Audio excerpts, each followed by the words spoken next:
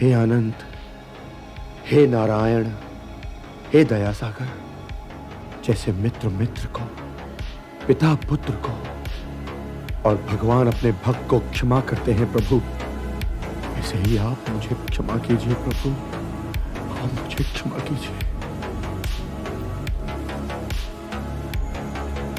हे कुंती नंदन, मित्र और मित्र, पिता और पुत्र, भगवान और भक्त के बीच क्षमा का तो स्थान ही नहीं है। इन संबंधों का आधार है स्नेह, श्रद्धा और भक्ति। मय्या वेश्य मनो ये माम नित्य युक्ता उपासते, श्रद्धया परयोपेताः ते मे युक्ततमा मताः।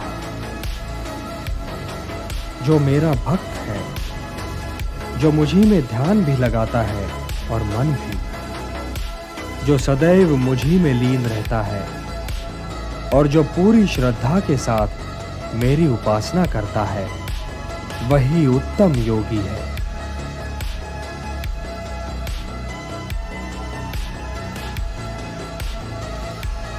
इसलिए हे पार्थ, मेरी भक्ति श्रेष्ठ है।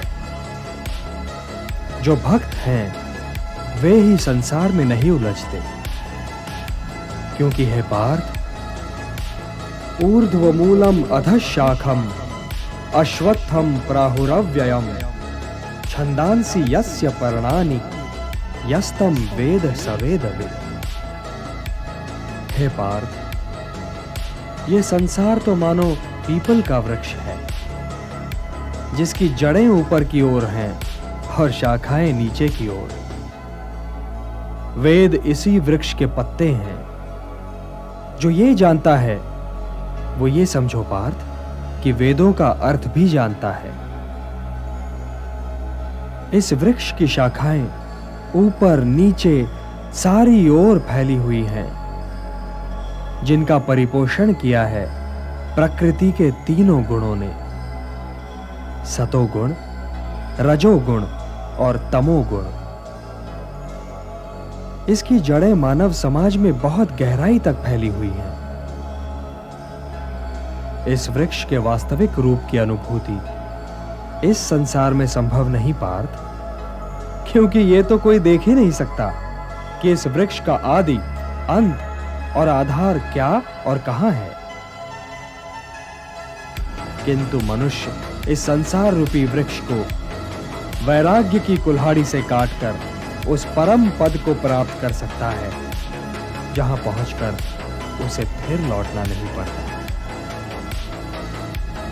और हे पार्थ, वैराग्य निहित स्वार्थ के त्याग का नाम है। इसलिए सोचना हो तो केवल मेरे विषय में सोचो, पूजना हो तो केवल मुझे पूजो, अपने आप को मुझे अर्पण कर दो सर्वश्रेष्ठ धनुर्धर। मेरी शरण में आ जाओ, मैं तुम्हें पाप रहित कर दूंगा।